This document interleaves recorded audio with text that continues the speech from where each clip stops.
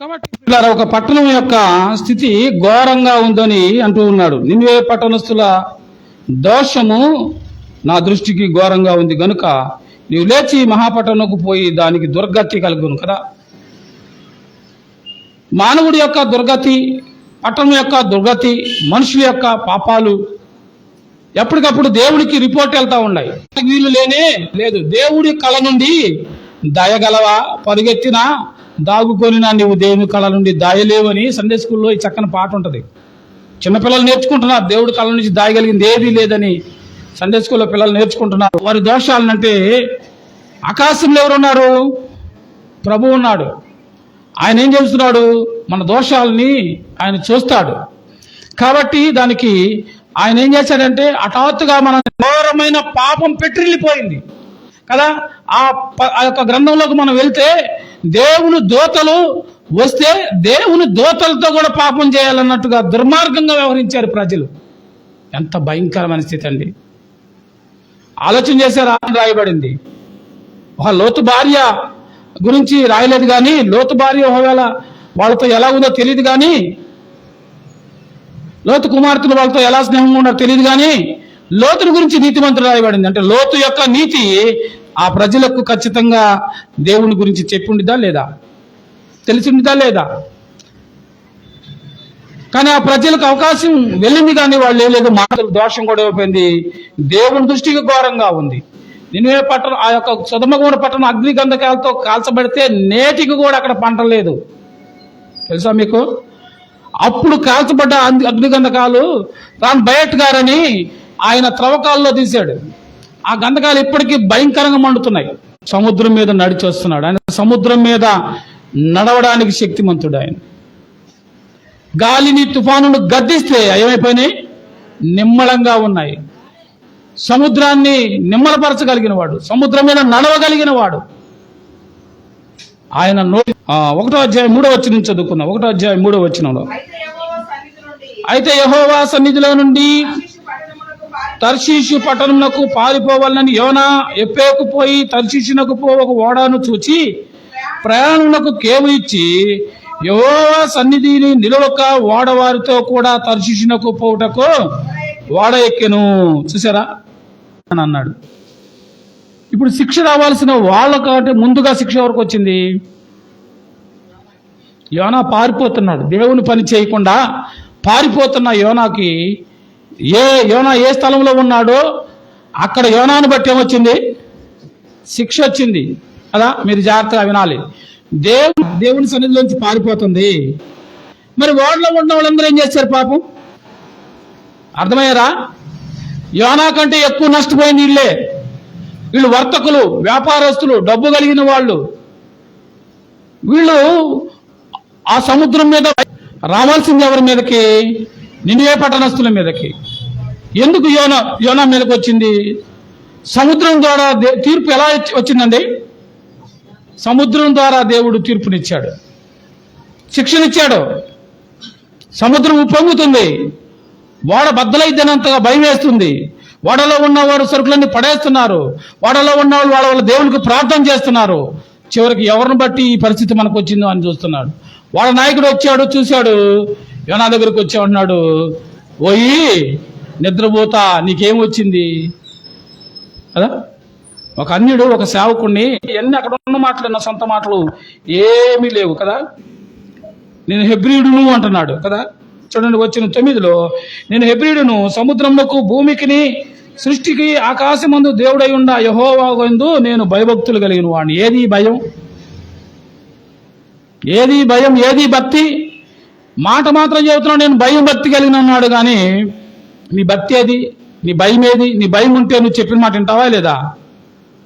వినకుండా నువ్వు పారిపోతున్నావు. కాబట్టి నిన్ను బట్టి ఆ ఓడలో ఉండే వాళ్ళకు కూడా ఏమైపోయింది? ఇప్పుడు శిక్ష వచ్చింది.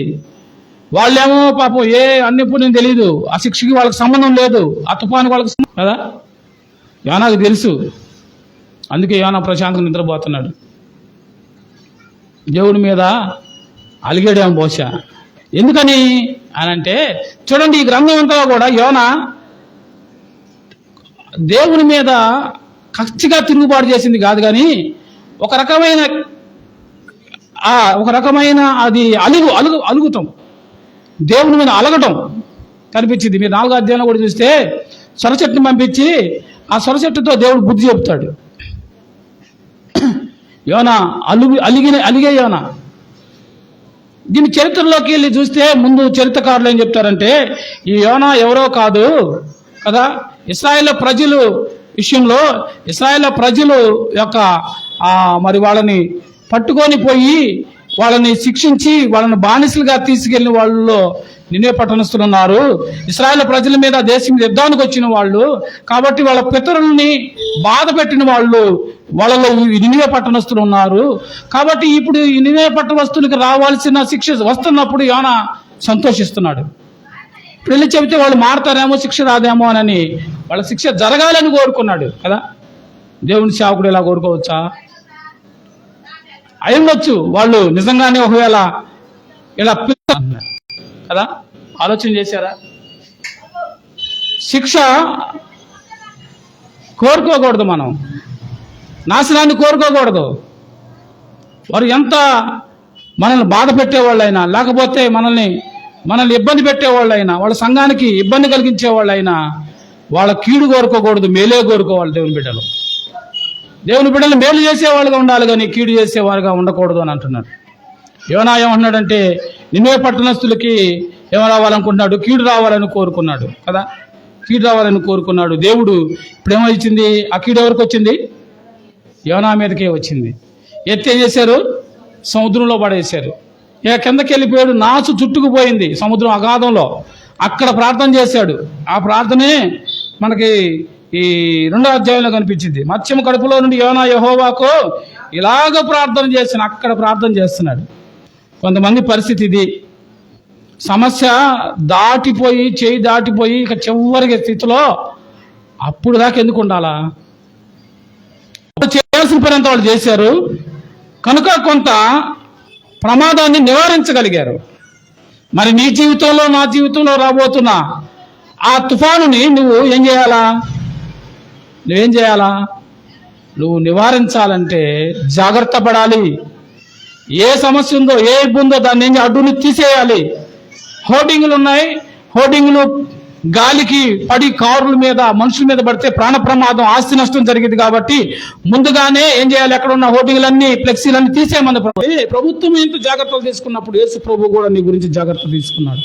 నేను హెచ్చరిస్తున్నాడు, ఇదిగో ఇందును బట్టి, ఈ దోషాన్ని బట్టి, ఈ సమస్యను బట్టి నువ్వు ఈ పరిస్థితి నీకు రాబోతుందని వాక్యం ద్వారా ప్రభు హెచ్చరించినప్పుడు మనం సరి చేసుకుంటే ఆ ప్రమాదం జరిగేది కానే కాదు. నినే పట్టణస్తుల మీద దోషం వస్తుందని ప్రభు చెప్పమంటే ముందుగానే శిక్ష నినే పట్టణంలో కక్కేసింది. ఆలోచన చేశారా? నువ్వు దేవుడి నుంచి దూరంగా ఎంత దూరం పాల్గెత్తుతావు? దేవుని దగ్గర విధేయత చూపిపోతే నష్టం, జాగ్రత్త. యోనా అప్పటికైనా ఏడ్చి ప్రార్థన చేశాడు. మరి నువ్వన్నా నేను ఎలా చేస్తున్నావు? ఆలోచన చేశారా? కానీ శిక్ష ముందు ఎవరికి వచ్చింది? యోనాకే వచ్చింది. మేము ప్రార్థనకి వెళ్తున్నాంగా, మేము వాక్యం చదువుతున్నాంగా, మేము దేవుని బిడ్డలంగా, మాకేం కాదులే అనుకో. ఎప్పుడైతే తీసుకెళ్లి సముద్రంలో పడేశారో ఆ యొక్క అలలు ఆగిపోయినాయి, వాళ్ళు ప్రశాంతంగా ఉన్నారు. వాళ్ళు కూడా ఈ దేవుణ్ణే వాళ్ళు ఏం చేశారు? ప్రార్థన చేశారు కదా. వచనం 14లో కాబట్టి వారు యెహోవా నీ చిత్త ప్రకారం నీవే దీనిని చేసితివి, ఈ మనిషిని బట్టి మమ్మల్ని లయ చేయవద్దు కనుక నిర్దోషిని చంపితరన్న నేరము మా మీద మోపకుందుగాక అని యెహోవాకు మనము చేసుకొని 15వ వచనంలో యోనానెత్తి సముద్రంలో ఆడవేశారు. ఆ తర్వాత దేవుణ్ణి వాళ్ళు ఒప్పుకున్న 17లో గొప్ప మత్స్యం ఒకటి వచ్చి అతన్ని ఆలోచన చేశారా? 1వ ప్రకటన ప్రమాదం ఎవరికి? మొదటి ప్రకటన నినే పట్టణస్తులకి, ప్రమాదం యోనాకి. 2వ ప్రకటన మనం చూద్దాం. ఇదే 3వ అధ్యాయం 1వ వచనంలో, 3వ అధ్యాయం 1వ వచనంలో. అమ్మా ఎన్నోసారి? అంతటా యెహోవాకు 2వ మారు యోనాకు ప్రత్యక్షమై సెలవిచ్చింది. ఏమనగా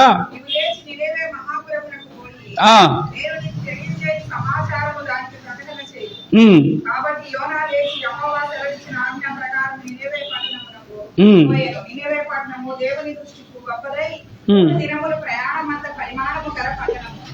ఆ పట్టణములో ఒక దిన ప్రయాణమంత దూరము సంచరించుచు 40 దినములకు నినెవే పట్టణము నాశనమగునని ప్రకటన చేయగా, నినెవే పట్టణము వారు దేవుని యందు విశ్వాసము ఉంచి ఉపవాస దినము చాటి ఉపవాస పండగలను పెట్టుకొని పండగలాగా చేసి విందులు చేసుకొని తిని హ్యాపీగా చేసేది కదా ఉపవాసం.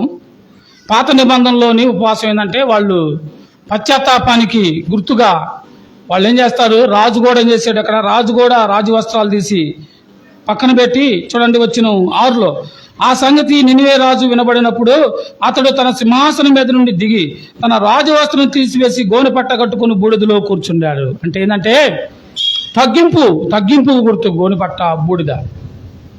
వాళ్ళు ఆ పాత నిబంధన అంతా మనకు దృశ్యరూపంగా కనిపించే భక్తి, అది కొత్త నిబంధన దృశ్యరూపంగా కనిపించేది కాదు. ఆత్మతో సత్యంగా చేసే ఆరాధన, క్రియలు దృశ్యరూపంగా కనపడాలి. చేసే పని ప్రభువు చూడాలి, కనపడేటట్టుగా అందరికి కనపడేటట్టుగా ఇచ్చేది కాదు. కుడి చేత్తో ఇచ్చిన ఎడ చేత్తో కూడా తెలియకూడదు. ఉపవాసం ఉండేది ఎవరికి తెలియకూడదు కదా. ఆరాధన చేసేది కేకలతో అరుపులతో చేసేది కదా, ఆత్మతో సత్యముతో ఆరాధన చేయాలి. కొత్త నిబంధన అంతా ఆయన పరిపూర్ణంగా బయలుపరుచుకున్నాడు. ఆత్మదేవుడిని ఆత్మతో సత్యంతో ఆరాధన చేయాలని, నువ్వు ఆత్మ కార్యాలు చేయాలన్నది దేవుని ఉద్దేశం. పాత నిబంధనలోనేమో లిటరల్గా వాళ్ళు చేసి వాళ్ళకి దృశ్యరూపకంగా వాళ్ళు ఆరాధన చేశారు. వాళ్ళ ఆరాధన బలులు దృశ్యరూపకంగా కనిపించాయి. వాళ్ళు ఆ మందిరం దృశ్యరూపకం, మందిరంలోని ఉపకరణాలు దృశ్యరూపకం కదా, వాళ్ళ పండుగలు దృశ్యరూపకం, వాళ్ళ ఉపవాసం దృశ్యరూపకం, అవన్నీ దృశ్యరూపకంగా పాత నిబంధనలో భక్తులు చేశారు. కానీ నూతన తీసుకొచ్చి మన ఉపవాసాన్ని పండుగలు చేద్దాం అనేది చేయొచ్చా? చేయకూడదు. జాగ్రత్త అమ్మా, మీరు చేయొద్దు, మనం చేయొద్దు, చేసే దగ్గరకు మనం వెళ్ళొద్దు. బైబిల్ అలా లేదు. ఉపవాసాన్ని గురించి మత్తయి సువార్త 6వ అధ్యాయం 16-17 వచనాలు మీరు చదువుకుంటే మనకు అనిపించింది. పాత నిబంధన ఈ ఉపవాసాన్ని తీసుకొచ్చి మరి యేసు ప్రభు చెప్పిన ఉపవాసం రెండింటికి తేడా ఆలోచన చేయండి. రండి చూడండి, మత్తయి సువార్త 6వ అధ్యాయం 16-17 వచనాల్లో ఉపవాసం ఉంది.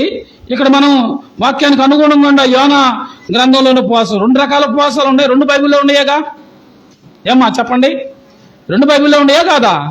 మరి ఇక్కడ దానికి అక్కడ దానికి ఇంత తేడా అయ్యింది. మనం ఏది చేయాలి, ఎలా చేయాలి? 16-17 వచనాలు. మీరు ఉపవాసం చేయనప్పుడు వేషధారులైన దుఃఖముఖులై ఉండకూడదు, తాము ఉపవాసం చేయుచున్నట్లు మనుషులకు కనబడవలని వారు తమ ముఖములు వికారం చేసుకొని వద్దు, వారు తమ ఫలం పొంది ఉన్నారు కదా. ఏం చేయకూడదు? మనుషులకి కనబడకూడదు. కొత్త నిబంధనలో యేసు ప్రభు వారు చెప్తున్న మాటలు మత్తయి సువార్త 6:16లో. పాత నిబంధనలో ఏముంది? వారు ఉపవాస దినాలను చాటించి కదా, వచ్చిన 5లో దేవుని విశ్వాసించి ఉపవాస దినాలు చాటించి గనులేమి అల్పులేమి అందరూ గోనె పట్ట కట్టుకునేది. ఈ సంగతి రాజు విని తన రాజవస్త్రాలు తీసి అతడు తన సింహాసనాన్ని విడిచిపెట్టి తన రాజవస్త్రాలు తీసేసి గోనె పట్ట కట్టుకుని బూడిదలో కూర్చున్నాడు. ఇప్పుడు చెప్పండి, ఏ ఉపవాసం చేయాలి మనం? గోనె పట్ట కట్టుకుందామా? బూడిదలో పోసుకుందామా? ఏమండి, అది దృశ్యరూపమైన ఉపవాసం. అజ్ఞాన కాలం, దేవుడు చూసి చూడనట్టున్న కాలం, ప్రజలకు దేవుడు అర్థమవడానికి తెలియపరిచే కాలం. ఇప్పుడు అది కాదు. ఇప్పుడు మన కాలం సంపూర్ణమైంది. కృపా సత్య సంపూర్ణుడైన యేసుక్రీస్తు ప్రభువే మానవాళిగా వచ్చాడు. ఆయన మనకి సహాయంగా ఏమిచ్చాడు? పరిశుద్ధాత్మను సహాయంగా ఇచ్చాడు. ఇప్పుడు మనకు వాక్యమైన దేవుడు సంపూర్ణంగా 66 పుస్తకాల గ్రంథం కలిగిన బైబిల్ని ఇచ్చాడు. ఇక ఇప్పుడు మనం దేని దృష్టిరూపంగా కోరుకోవాల్సిన అవసరం లేదు. ఆత్మదేవుడు ఆత్మ ద్వారా మాట్లాడడం మొదలు పెట్టాడు. ఇంకా నీకెందుకమ్మా? 50 రోజులు దీని ప్రతిఫలం లేదు అని కొత్త నిబంధన చెప్తుంది. కాబట్టి బైబిల్ని బాగా అర్థం చేసుకోవాలి. పాత నిబంధనలో నినివే పట్టణంలో ఇచ్చిన ఉపవాసం తీసుకొచ్చి కొత్త నిబంధనలో ఈనాడు సంఘానికి ఆపాదించడం ఎంత అవివేకం ఆలోచన చేశారా?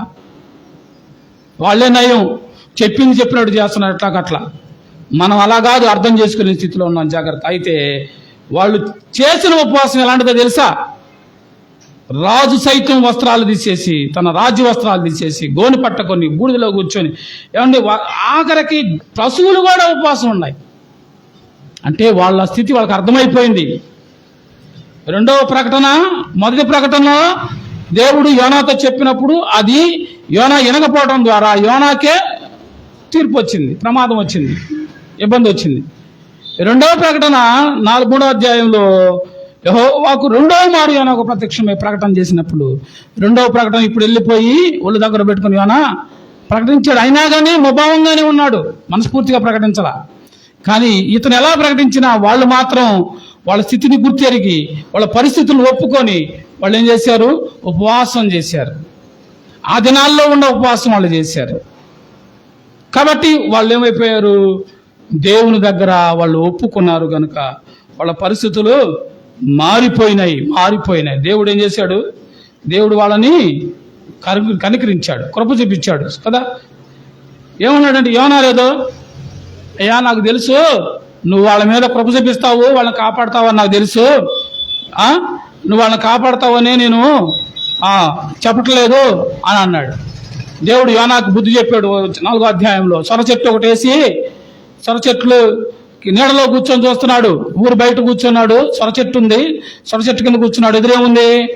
నిన్నే పట్టణం ఉంది. ఎప్పుడెప్పుడు అగ్ని గంధకాలు ఆకాశం నుంచి పడతాయో వీడు నాశనం అయిపోవాలి, వీడు చనిపోవాలి, వీడు పాడైపోవాలని కోరుకుంటున్నాడు యోనా. ఎందుకు? కడుపులో బాధ ఉంది. వాళ్ళ తాతల్ని, వాళ్ళ ముత్తాతల్ని, వాళ్ళని వీళ్ళు భయంకరంగా కొట్టారు, బానిసలుగా తెచ్చుకున్నారు, రాజ్యాన్ని దోచుకున్నారు. కాబట్టి వాళ్ళ నాశనాన్ని కోరుకుంటున్నాడు. పైకైతే మీకు జాగ్రత్త అని దేవుడి మాట తప్పని పరిస్థితి చెప్పాడు, కానీ మనసులో ఏం కోరుకున్నాడు? నాశనాన్ని. మనం కూడా ఈరోజు ఇలాగా ఉన్నాం. కొంతమంది దేవుని బిడ్డలు, విశ్వాసం అని చెప్తున్నాం, కానీ మనకి కీడు చేసిన వాళ్ళకి మేలు చేయమని వాక్యం చెప్తే వాళ్ళ కీడు కోరుకుంటాం కదా.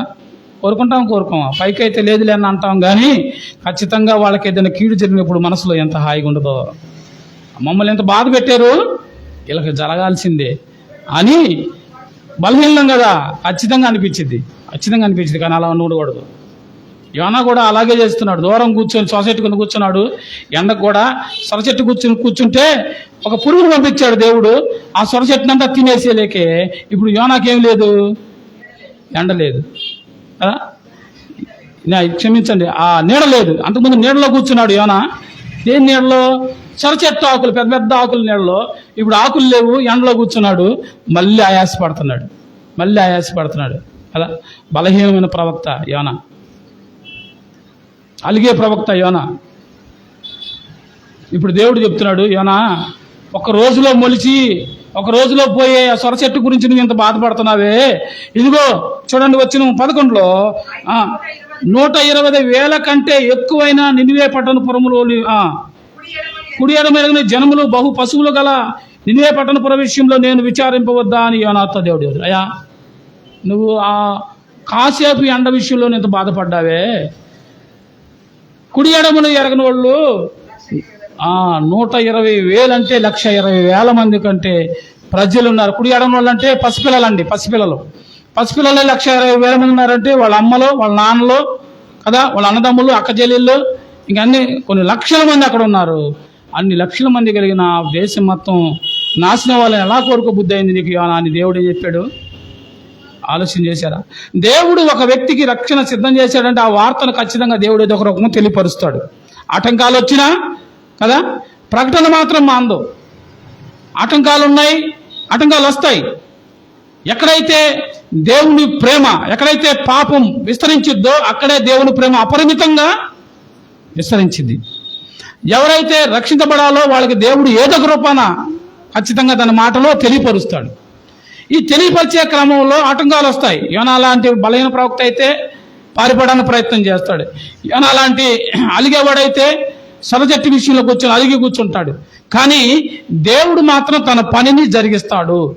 ఎవరు రక్షించాలనుకుంటారు, ఎవరు రక్షించబడ్డానికి, ఎవరైతే మారు మనసు పొందడానికి, ఎవరైతే పశ్చాత్తాపడానికి సిద్ధంగా ఉన్నారో వాళ్ళకి ఖచ్చితంగా ఆ వార్త వెళ్ళిద్ది. ఈరోజు నేను రక్షించబడ్డామంటే ఆ వార్త విన్నాం. నశించిపోతాం, మనల్ని వెతికి రక్షించడానికి యేసుక్రీస్తు ప్రభు ఈ లోకానికి వచ్చాడని వార్త విన్నాం కనుకనే మనం రక్షించబడ్డాం. నినివే పట్టణస్థులు ఉన్న వార్తను బట్టి వాళ్ళు ఏం చేశారు? వాళ్ళు గోనె పట్ట కట్టుకొని బూడిదలో కూర్చొని ఉపవాసం చేసి పశువులతో సహా ఉపవాసం చేయటం వల్ల దేవుడు వాళ్ళ మీదకి తీసుకొస్తానన్న తీర్పు తీసుకురాకుండా వాళ్ళని కనికరం చూపించి విడిచిపెట్టాడు. ఇది రెండవ ప్రకటన కదా. ఇక మూడవ ప్రకటన చెప్పి నేను ముగిస్తాను. ఆదికాండం 6వ అధ్యాయం 6వ వచనంలో, ఆదికాండం 6వ అధ్యాయం 6వ వచనంలో, 6:6 త్వరగా చదవండి.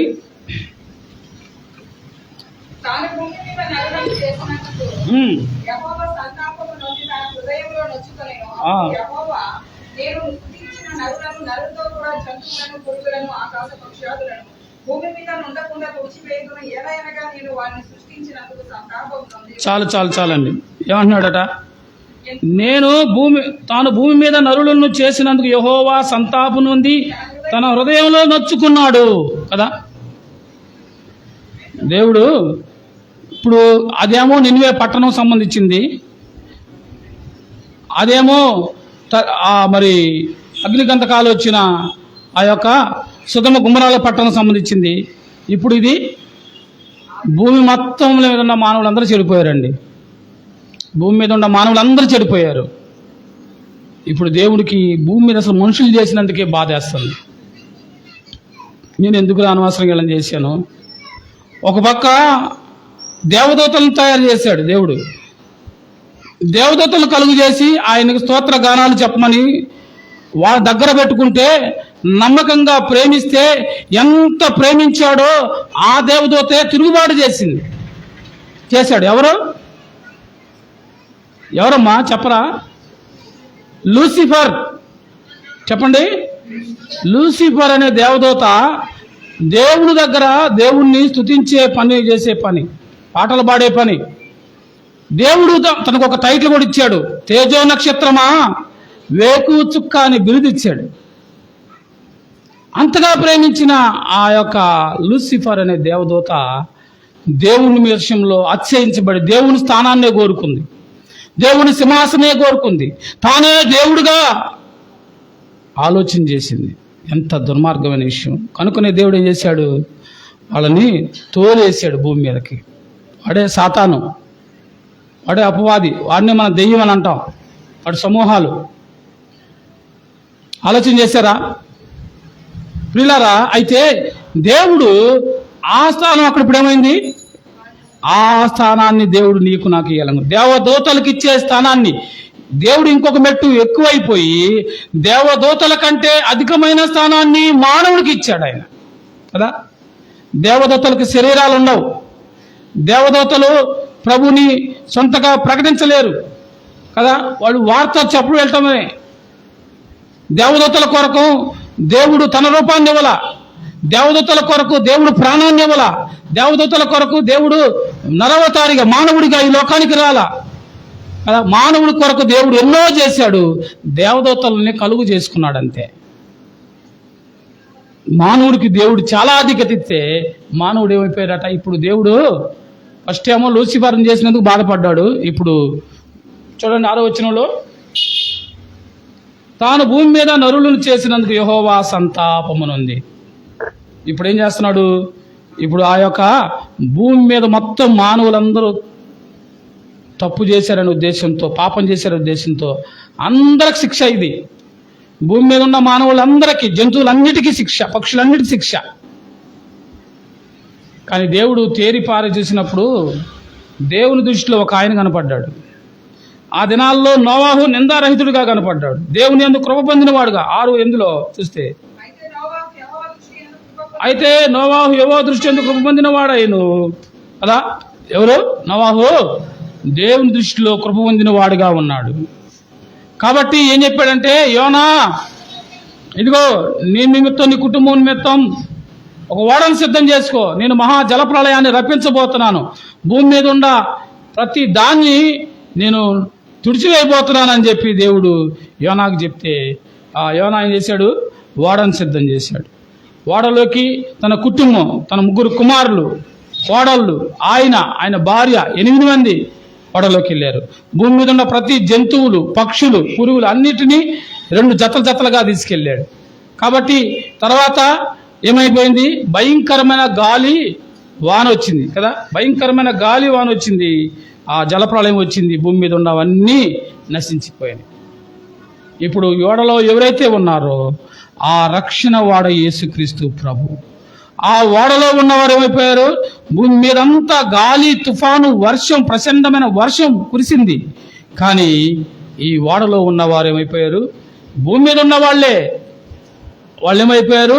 ఆ సముద్రంలో లేకపోతే ఆ తుఫాన్లో, ఆ గాలిలో కొట్టుకుపోకుండా ఆ వాళ్ళున్న నావ ఏమైంది? నీటి పైకి తేలింది. విశ్వాసి, ఈరోజు దేవుడు నీతో నాతో మాట్లాడుతున్నాడు. నీ నా జీవితాన్ని కూడా యేసు ఉన్న ఇంటిలో ఏముండవు? దుఃఖం ఉండదు. యేసు ఉన్న ఇంటిలో భద్రత ఉంటుంది. యేసు ఉన్న ఇంటిలో క్షేమం ఉంటుంది. యేసు ఉన్న ఇంటిలో ఆశీర్వదించబడతావు. యోనా ఉన్న ఆ ఓడ నీటిలో మునిగిపోకుండా తేలింది. వర్షం గురించి అన్నీ నాశనం అయిపోయినాయి. యోనా కుటుంబం మాత్రం క్షేమంగా. ఆలోచన చేశారా? దేవుని మాట విన్న యోనా 3వ ప్రకటనలో యోనా కుటుంబం భద్రపరచబడింది. అయితే యోనా పని చేశాడా? ఊరికే దేవుడు వెంటనే ఒక ఓడ కలుగును గాక అనలా. దేవుడు మాట విని యోనా పని చేయడం ప్రారంభించాడు. ఆలోచించండి మీరు. నోవా, క్షమించండి, నోవా దేవుని మాటిని పని చేయడం ప్రారంభించాడు. ఏం పని చేశాడు? ఖర్చు పెట్టాడు, కష్టపడ్డాడు. కుటుంబం అంతా కలిసి ఓడ తయారు చేశారు. పని చేశాడా లేదా? ఖర్చు పెట్టాడా లేదా? కాబట్టి ఇప్పుడు ఓడ సిద్ధపడింది. ఓడలోకి వెళ్ళాడు, హ్యాపీగా ఉన్నాడు. ఇప్పుడు ఓడలో ఉన్నవారు రక్షించబడ్డారు. సముద్రం అంతా, వర్షం అంతా పడింది, అందరు చనిపోయారు. ఇప్పుడు వాళ్ళు మళ్ళీ అందులోనే జీవితాలను బతకరు కదా. వర్షం ఆగిపోయింది, ఇప్పుడు బయటికి వెళ్ళాలి. ఇప్పుడు మళ్ళా యోనా ఏం చేస్తున్నాడు? రండి చూడండి.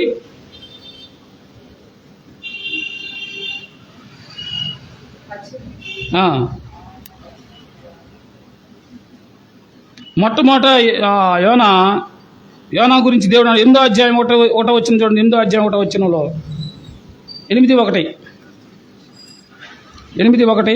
దేవుడు నోవాహును అతనితో కూడా ఓడలో ఉన్న సమస్త జంతువులను, పశువులను జ్ఞాపకం చేసుకొనెను. దేవుడు యోనాని,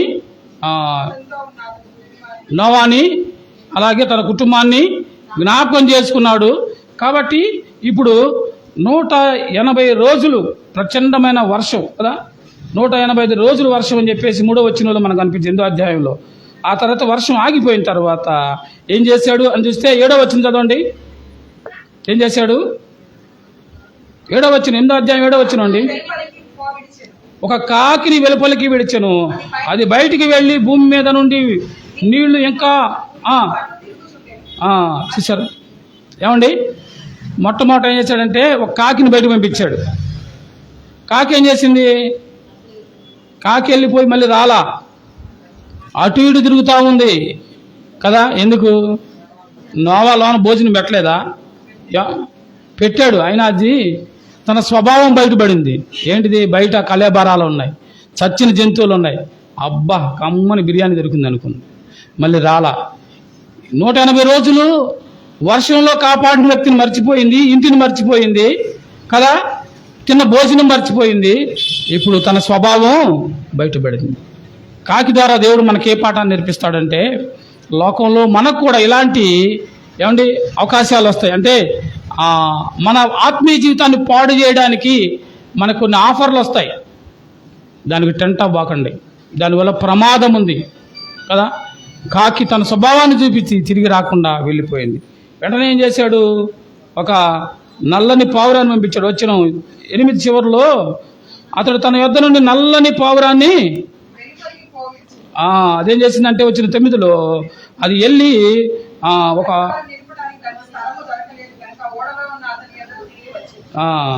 వెళ్ళిపోయింది. మళ్ళీ వచ్చింది పావురం. ఏం చేసింది? మళ్ళీ వచ్చింది. మళ్ళీ 3వసారి నల్ల పావురాన్ని పంపి వాడలోంచి పంపించినప్పుడు అదేం చేసింది? 3వసారి వచ్చిన 10-11లో త్రుంచబడిన ఒలివ చెట్టు ఆకు ముక్క తీసుకొని వెనక్కి వచ్చేసింది. ఇప్పుడు ఏమైనట్టు? అమ్మా, నీళ్ళు ఇంకిపోయినాయి, చెట్టు మళ్ళీ మొలవటం ప్రారంభమైందని సూచన కల్పించిన తర్వాత ఈ ఓడ అరారాతు పర్వతం మీద నిలబడింది. యోనా కుటుంబం కిందకి దిగింది. యోనానే వస్తుంది. నోవా కుటుంబం కిందకి దిగింది, చక్కగా ఉన్నది కదా. ఆలోచన చేశారా? దేవునికి ఇష్టమైన కుటుంబంగా ఉన్నారు కాబట్టి ప్రతిష్టమైన గాలి, తుఫాను, వర్షం 180 రోజులు ప్రపంచం అంతా ఏమైపోయింది? నాశనం అయిపోయినా దేవుడు తన బిడ్డలను ఏం చేశాడు? ఆయన భద్రపరుస్తాడు. కాబట్టి లోకంలో ఉన్నదాన నేను నువ్వేం చేయకూడదు, స్నేహించకూడదు. ఎందుకంటే లోకంలో ఏమున్నాయి? నేత్రాశ, శరీరాశ, జీవముడు ఉన్నాయి. ఇవి తండ్రి వల్ల కలిగినవి కావు. కనుక మహాభయంకరమైన కదా ఆకాశము మన దోషాలను ఏం చేస్తుంది?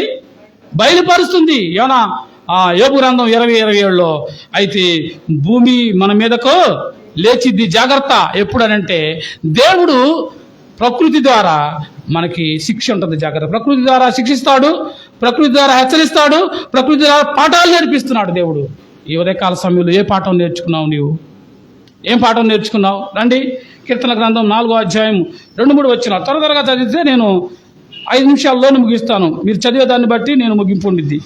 కీర్తనలు 4:2-3 వచనాలు. నరులారా, ఎంతకాలము గౌరవాన్ని ఏం చేస్తున్నారట?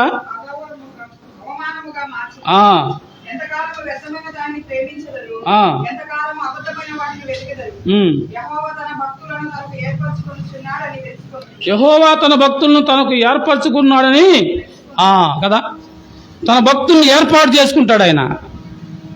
కనుకనే యోనా ప్రకటించకపోయినా కానీ యోనాకు బుద్ధి చెప్పి కదా మారే వాళ్ళకి అవకాశం ఇచ్చాడు. అలాగే తన భక్తుడైన నోవాహు విషయంలో ఏర్పాటు చేసుకున్నాడు. కాబట్టి నరులారా, ఎంతకాలము నా అగౌరవమును అవమానంగా మారుస్తారు, నన్ను అవమానిస్తారు, నన్ను అగౌరవంగా మారుస్తారు. ఎంతకాలం వ్యర్థమైన దాన్ని ప్రేమిస్తారు, ఎంతకాలము అబద్ధమైన వాటిని వెతుకుతారు. మనం ఏమి వెతుకుతున్నాం? లోకంలో ఉన్నాయన్నీ అబద్ధాలే, లోకంలో ఉన్నాయన్నీ దేవునికి వ్యతిరేకమైనవి. కనుక లోకాన్ని మనం స్నేహించొద్దని దేవుడు వాక్యం మనల్ని నేర్చుంది. అదే 35 చూద్దాం. 35 కీర్తనలు 35. ఆయన కోపము నిమిషం మాత్రమును, ఆయన దయా కదా. కోపం ఎంతసేపట? కోపం నిమిషం మాత్రమే ఉంది. 32:5 కూడా చూసి వెళ్దాం. 32:5. నా దోషము కప్పుకొనక నీ ఎదుట నా పాపం ఒప్పుకొంటిని, యెహోవా సన్నిధిని నా అతిక్రమములు ఒప్పుకొందునని అనుకొంటిని. నీవు నా పాప దోషముల్లో ఒప్పుకుంటే ఏం చేస్తాడు? పరిహరించే దేవుడు కదా, పరిహరించేది. నిన్నే పట్టణస్తులు వాళ్ళ దోషాన్ని ఒప్పుకోవడం ద్వారా దేవుని చేశాడు. ఒక పక్కనేమో యోనా ఏమో వాళ్ళ నాశనాన్ని కోరుకున్నా దేవుడు మాత్రం వాళ్ళని పరిహరించి రక్షించి కాపాడేవాడు. 38:4లో చూద్దాం. 38:4లో కీర్తన గ్రంథం 38:4. నా దోషములు నా తల మీదగా పొర్లిపాలునని నేను మోయలేని బరువులు వలె అవి నా మీద మోపబడి. మన దోషాలు ఎలా ఏమైపోయినట్ట? మోయలేని బరువులు అయిపోయినాయి. అంతవరకు దాన్ని ఏం చేసాం? మనం పెట్టుకున్నాం.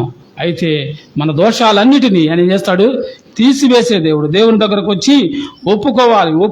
దాన్ని అన్నాడు, నీ ఎదుట నా పాపాలను ఒప్పుకుంటే నీవు నా పాప దోషములను పరిహరించే దేవుడు అని అన్నాడు. 51వ కీర్తనలో 2వ వచనాన్ని చదువుదాం. 51:2లో ఈ మాటలు ఉన్నాయి. 51:2లో ఈ మాటలు ఉన్నాయి. నా దోషములు పోనట్లు నన్ను బాగుగా కడుము, నా పాపం పోనట్లు నన్ను పవిత్రపరచాలి కదా. నా దోషాలు పోయినట్లు నువ్వేం చేయాలా? బాగుగా కడుగు అని అంటున్నాడు కదా. ఈ సోపుతో నన్ను కడుగుము ప్రభు అన్నాడు దావీదు. ఇలా ఆలోచన చేశారా? ప్రకృతి నేర్పించే పాఠాలు నువ్వు నేర్చుకుంటున్నావు. ఈరోజు వాక్యం ద్వారా దేవుడు నేర్పిస్తున్న పాఠాలను వింటున్నావు. ఏం చేయాలా? వాక్యానికి తగినట్లుగా మన జీవితాలు మలచబడాలి. వాక్యానికి తగినట్లుగా మనం జీవించాలి. అప్పుడు లోకమంతా ఏమైపోయినప్పటికీ యోనాను కదా, నోవాహు కుటుంబాన్ని కాపాడిన దేవుడు నిన్ను కాపాడటానికి సమర్థుడు. విడిచిపెట్టే దేవుడు కాదు ఆయన. భూమి మీద నరులను చేసినందుకే ఆయన దుఃఖపడ్డాడు. కానీ ఏం చేశాడు? అదే నరులను కూడా ఆయన కాపాడాడు. పాపం ఎక్కడ భయంకరంగా అపరిమితంగా విస్తరించిద్దు, అక్కడ అపరిమితంగా ఆయన కృప విస్తరించింది. భూమి మీద నరులందరూ చేసిన పాపాన్ని బట్టి ఆయన శిక్షను రెడీ చేశాడు, అలాగే రక్షణ కూడా రెడీ చేశాడు కదా. ఇప్పుడు ఒక్కసారి ఆ మాట చదివి ప్రార్థన చేసుకుంది. యోనా గ్రంథం 20:7 వచనంలో ఆకాశము వారి దోషాలను బయలుపరుచు. అమ్మా అయ్యా, వాక్యం ఈరోజు నా దోషాలను బయలుపరుస్తుంది కదా. భూమి వారి మీదకి లెగవకుండా, ప్రకృతి విపత్తి మన మీద పడకుండా, లోకం మనల్ని నాశనం చేయకుండా దేవుడు ఆయన ఏం చేస్తున్నాడు? రక్షణ వాడని నీకు సిద్ధం చేశాడు. వాక్యం అనే హెచ్చరికలు, వాక్యం ద్వారా నిన్ను బలపరిచాడు. ప్రార్థన ద్వారా నీ కుటుంబం చుట్టూ కంచి వేసి కాపాడుతాడు కదా. యోబుని ఇంటి చుట్టూ ఏముంది? కంచి ఉంది. ఏం వెళ్ళలేకపోయింది? అపవాది వెళ్ళలేకపోయింది. అంటే ఏమంటున్నాడు? అయ్యా, ఆ ఇంటి చుట్టూ నువ్వు కంచి వేసావు కాబట్టి నేను వెళ్ళలేకపోతున్నా. అమ్మా అయ్యా, వాక్యం అనే కంచ, ప్రార్థన అనే కంచ, భక్తి అనే కంచ, వినయ విధేయత అనే కంచ నీ కుటుంబం చుట్టూ, నీ ఇంటి చుట్టూ దేవుడు ఇచ్చాడు. దాని కొరకే యేసు ప్రభు ఏం చేశాడు? తను తాను బలిగా, అర్పణగా అర్పించుకొని నీకు రక్షించి, నిన్ను కాపాడి, నిన్ను విమోచించిన వాడు. మన విమోచకుడు చెప్పండి, మన విమోచకుడు సజీవుడైన వాడు కదా. సజీవుడైన ఎక్కడ ఎతకాల? సజీవుడైన ఎక్కడ ఎతకాల? ప్రజలు ఎక్కడ ఎదుగుతున్నారు? సజీవుడైన వాడిని మీరు మృతుల్లో ఎలా వెతుకుతున్నారు? ప్రభువుని సమాధిలో వెతుకుతున్నారు. ఆయన ఇక్కడ లేడు, ఆయన లేచున్నాడు. నీ నా పాపాల కొరకు శిక్ష పొంది మరణించి తిరిగి లెగిశాడు. ఇప్పుడు నిన్ను రక్షిస్తాడు, నిన్ను విమోచించాడు, నీ కొరకు ప్రాణం పెట్టాడు. ఇప్పుడు నువ్వేం చేయాలా? క్రీస్తునందు ఉన్న వారికే శిక్ష. అలాంటి దేవుని దీవెనలు పొందుకొని శిక్ష లేని జీవితం మనందరం జీవించేలాగా దేవుడు ఆశీర్వదించునుగాక. ప్రార్థన చేసుకుందాం. కళ్ళు వంచండి, కళ్ళు మూసుకోండి, ప్రార్థన చేసుకుందాం. దయాళుడు